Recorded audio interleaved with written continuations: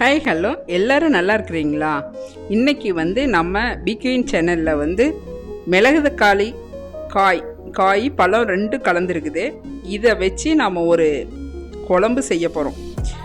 நார்மலாக நீங்கள் கேள்விப்பட்டிருப்பீங்க, மிளகு தக்காளி வத்தல், மிளகு தக்காளி கீரை, இந்த காய் இதெல்லாம் அல்சருக்கும் சரி வாய்ப்புண்ணுக்கும் ரொம்ப நல்லது. இதை வச்சு தான் நம்ம இன்றைக்கி செய்ய போகிறோம். இதுக்கு சும்மா ஒரு அரை நெல்லிக்காய் அளவுக்கு ஒரு புளியை எடுத்து ஊற வச்சுக்கிறோம். அந்த மிளகு தக்காளி காய் பழத்தை நல்லா வாஷ் பண்ணி வடித்து வச்சுக்கலாம். அதில் இருக்கிற டஸ்ட்டையெல்லாம் கழுவிட்டு வடித்து எடுத்து வச்சுக்கலாம். அதே மாதிரி புளியவும் நல்லா மேலே இருக்கிற அழுக்கையெல்லாம் நல்லா தண்ணி விட்டு நல்லா வாஷ் பண்ணிவிட்டு அதையும் ஊற போட்டு வச்சுக்கலாம். இந்த அல்சர் இருக்கிறவங்க புளியை கொஞ்சம் கம்மியாக யூஸ் பண்ணிக்கோங்க. இப்போ நம்ம ஒரு அரைக்கிற இதை எடுத்துக்கலாம். ஒரு 7-8 பல் பூண்டு, கொஞ்சம் வெங்காயம், நீங்கள் பெரிய வெங்காயம் அல்லது சின்ன வெங்காயம் எது வேணால் சேர்த்துக்கோங்க. ஒரு வெங்காயம், பெரிய வெங்காயம்னா, சின்ன வெங்காயம்னா ஒரு 7-8 பல் எடுத்துக்கலாம். அதோட கொஞ்சமாக ஒரு அரை டீஸ்பூன் அளவுக்கு ஜீரகம், அதோடு சேர்த்து நீங்கள் மிளகு அதையும் போட்டுக்கலாம். அப்புறம் தக்காளி ஒரு பழம், பெரிய பழமாக சேர்த்து இதையெல்லாம் நைஸாக அரைச்சிக்கலாம். இது நம்ம குழம்பு திக்னஸ் ஆகணும் அப்படிங்கிறதுக்காக இதையெல்லாம் நம்ம பேஸ்ட்டாக அரைச்சிக்கணும். இல்லை அப்படியே வணக்கி விட்டோம்னா குழம்பு கொஞ்சம் திக்னஸ் கம்மியாக இருக்கும். அதுக்காக வேண்டி தான். இப்போ நம்ம ஒரு தாளிப்பு கொடுத்துடலாம். ஒரு கடாய் வச்சு அதில் ஆயில் விட்டுக்கலாம். நார்மலாக நீங்கள் மிளகு தக்காளி பழமோ காயோ கிடச்சிதுன்னா மார்க்கெட்டில் கண்டிப்பாக அதை வாங்கி யூஸ் பண்ணுங்கள். குடல் புண்ணுக்கு அவ்வளோ நல்லதுங்க இந்த மிளகு தக்காளி காய். அதே மாதிரி வாய்ப்புண்ணு இருந்தாலும் ரொம்ப நல்லது. இது யூஸ் பண்ணிக்கிட்டே வந்தீங்கன்னா நீங்கள் இந்த அல்சருக்கு படுற சிரமம்லாம் சரியாயிடும். ஆயில் விட்டு கொஞ்சமாக ஜீரகம், கடுகு, கொஞ்சம் வெந்தயம் இதையும் சேர்த்து நல்லா பொரிய விட்டுக்கலாங்க. கொஞ்சம் வாசனை இன்னும் கொஞ்சம் தூக்கலாக வேணும்னா ஒரு பிஞ்ச் அளவுக்கு சோம்பு போட்டுக்கோங்க. வேண்டாம் அப்படின்னா நீங்கள் சோம்பை ஸ்கிப் பண்ணிடுங்க. கொஞ்சமாக பெருங்காயத்தூள், ஒரு பிஞ்ச் அளவுக்கு பெருங்காயத்தூள் இது சேர்த்துக்கலாம். இது நல்லா பொரிஞ்சு வரட்டும். இது பொரிஞ்சதுக்கு அப்புறம் தான் நம்ம வெங்காயம் சேர்க்கணும். இதோட ஒரு 5-6 பல் பூண்டு சேர்த்துக்கலாம். ஆல்ரெடி நம்ம பூண்டு அரைக்க போட்டிருக்கோம். இருந்தாலும் இது இதில் வெந்து வரும்போது நல்லாயிருக்கும் வாசனை. தட்டியும் கூட போட்டுக்கலாம். அப்புறம் சின்ன வெங்காயம் ஒரு குத்து அளவுக்கு, நிறைய சின்ன வெங்காயம் போட்டிங்கன்னா குழம்பு நல்லா டேஸ்ட்டாக இருக்கும். நான் ஒரு குத்து அளவுக்கு சின்ன வெங்காயம் போட்டிருக்கிறேன். இது எல்லாம் நல்லா வதக்கி விட்டுறலாங்க. நல்லா எண்ணெயில் நல்லா வதங்கி வரட்டும். பாருங்கள், கண்ணாடி பதம் அளவுக்கு மேலே வரணும். இதோடு நம்ம காய் கொட்டி செய்யும்போது சேர்ந்து வதங்கி வந்துடும். ஒரே ஒரு 2 மிளகாய் வத்தல், ஒரு ரக்கு கருவேப்பிலை இது எல்லாம் சேர்த்து நல்லா வதக்கி விட்டுறலாம். இப்போ நம்ம கழுவி வச்சுருக்கிற மிளகு தக்காளி காய் பழம் இது ரெண்டையும் அதில் சேர்த்துக்கலாம். நல்லா கிளறி கொடுத்துடலாம். பாருங்கள், இவ்வளவும் சுத்தம் பண்ணி நீங்கள் சேர்க்கணும். ஏன்னா அதில் எப்படியும் மேலே டஸ்ட்டு படிஞ்சிருக்கும். இதையெல்லாம் நல்லா கிளறி கொடுத்துடலாம். பொறுமையாக அடுப்பை கம்மியாக வச்சு செய்யுங்க. இது பழம் பார்த்திங்கன்னா எண்ணெயில் வதக்கும் போது நல்லா அப்படியே பலூன் மாதிரி கொஞ்சம் லைட்டாக கலர் மாதிரி ஊப்பி வரும். அதுதான் கரெக்டான ஒரு ஸ்டேஜ். அதுக்கப்புறம் தான் மற்றதை நம்ம கலக்கணும். ஈவனாக அப்படியே வெந்து வரட்டும். அதிக இரும்பு சத்து இருக்குது. ஹீமோக்ளோபின் கம்மியாக இருக்கிறவங்களும் இந்த குழம்பை யூஸ் பண்ணலாம். மற்றபடியாக நீங்கள் இது வயிற்று புண்ணுக்கும் வாய் புண்ணுக்கும் இது ஒரு மெடிஷன். நீங்கள் என்னதான் மருந்து மாத்திரை எடுத்துக்கிட்டிங்கனாலும் இயற்கையாக சரி பண்ணணும் அப்படின்னு நினச்சிங்கன்னா இதுதான் ரெமெடி. தற்காலிக ரெமெடி தான் நீங்கள் மெடிஷன். அதனால் இதை நல்லா பயன்படுத்திக்கோங்க. இதுக்கு தேவையான மஞ்சள் பொடி ஒரு அரை டீஸ்பூன் போட்டுக்கலாம். இப்போது இதில் நம்ம ஒரு தக்காளியை கட் பண்ணி போட்டுக்கலாம். ஆல்ரெடி ஒரு தக்காளி, பெரிய தக்காளியை அரைச்சி வச்சுருக்குறோம்.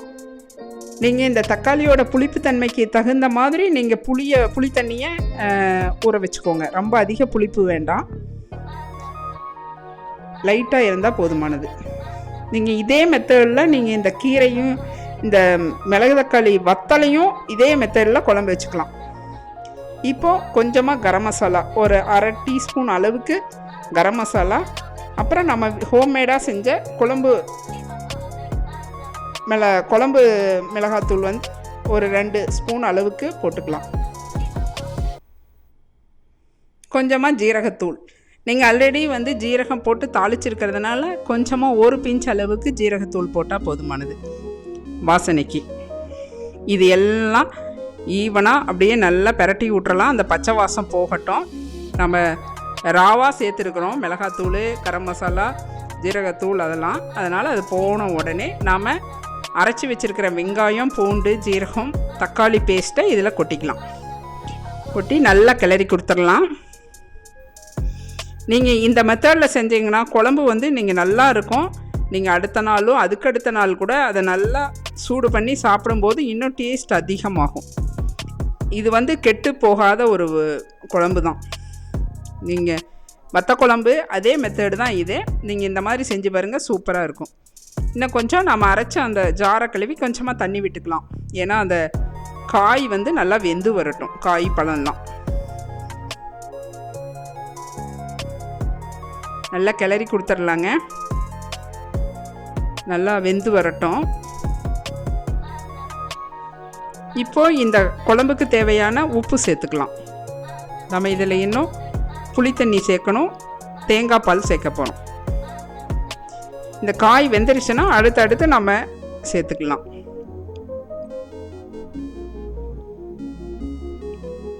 நல்லா கொதித்து அந்த எண்ணெய் பிரிஞ்சு வரட்டும். மற்றதெல்லாம் ஊற்றுனா கொஞ்ச நேரம்தான்.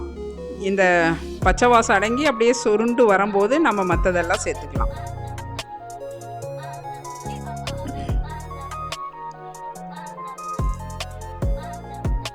இப்போ நான் தேங்காவை ஒரு 2-3 பல் தேங்காவை நல்லா பொடியாக கட் பண்ணி இப்போது மிக்ஸி ஜாரில் சேர்த்து நல்லா நைஸாக அரைச்சிக்கலாம். அல்லது நீங்கள் அதை அரைச்சி அந்த பாலை மாத்திரம் ஃபில்டர் பண்ணியும் இதில் சேர்த்துக்கலாம். அப்படியே தேங்காயை அரைச்சி அப்படியே திப்பியோடு ஊற்றுறத விட நீங்கள் பாலை மாத்திரம் ஊற்றுறதா இருந்தாலும் ஊற்றலாம். இல்லைன்னா நைஸாக அடிச்சிட்டிங்கனாலும் ஓகே. திப்பிகள் இல்லாமல் அடிச்சுக்கோங்க. இப்போ இந்த பாருங்கள், காய் நல்லா வெந்து கலர் மாதிரி சேஞ்ச் ஆகிடுச்சு பாருங்கள். பலூன் மாதிரி உப்பி வந்துருச்சு காய். அப்போ உள்ள எல்லாம் நல்லா வெந்து வந்துருச்சுன்னு அர்த்தம். பாருங்கள், எண்ணெயும் பிரிஞ்சு வந்துருச்சு. குழம்பு வந்து இப்போது ஆல்மோஸ்ட் ரெடி ஆகிடுச்சு. இப்போ கொஞ்சமாக நாம் புளி தண்ணி சேர்த்துக்கலாம். நீங்கள் வந்து தக்காளி எல்லாம் சேர்த்துருக்கிறதுனால ரொம்ப புளிப்பு சேர்த்தக்கூடாதுன்னு நினைக்கிறவங்க புளியை வந்து கம்மியாக சேர்த்துக்கோங்க. ரொம்ப தூக்கலாக இல்லாமல் கொஞ்சம் கரெக்டாக சேர்த்துக்கோங்க.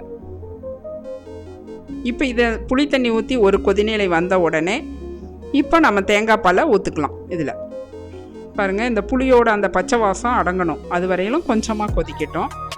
பாருங்கள், இப்போ தேங்காய் பால் நான் நைஸாக அரைச்சதுனால அப்படியே விட்டுக்கிட்டேன். தேங்காய் பால் விட்டுக்கலாம். அப்போ தான் வந்து நல்ல டேஸ்ட்டாக இருக்கும் இந்த குழம்பு. யாருமே வேண்டாம் இந்த மிளகு தக்காளி காய் வந்து கசக்கும் அப்படின்லாம் சொல்ல மாட்டாங்க. தேங்காய் பால் ஊற்றும்போது நீங்கள் என்ன செஞ்சீங்கிறதே தெரியாது. ஈஸியாக எல்லோரும் வாங்கி சாப்பிடுவாங்க. அந்த அளவுக்கு இருக்கும். பாருங்கள், நல்லா கொதிநிலை வந்து அந்த பபுள்லாம் அடங்கிருச்சு.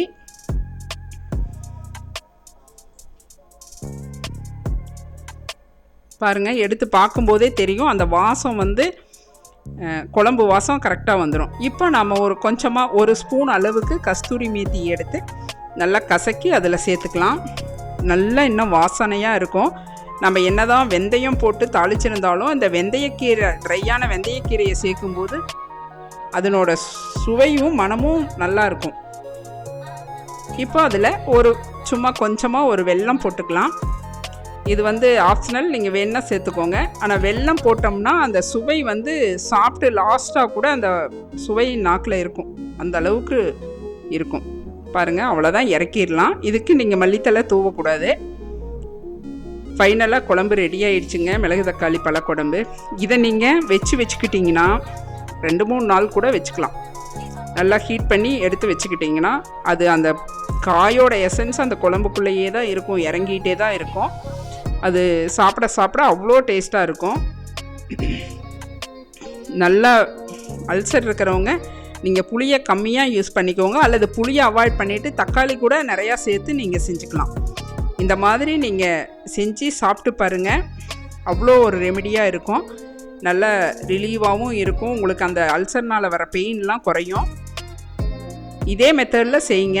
பி குயின் சேனல் பிடிச்சிருந்தால் லைக் பண்ணுங்கள், ஷேர் பண்ணுங்கள், கமெண்ட் பண்ணுங்கள். மீண்டும் அடுத்த வீடியோவில் சந்திக்கலாம். நன்றி, வணக்கம்.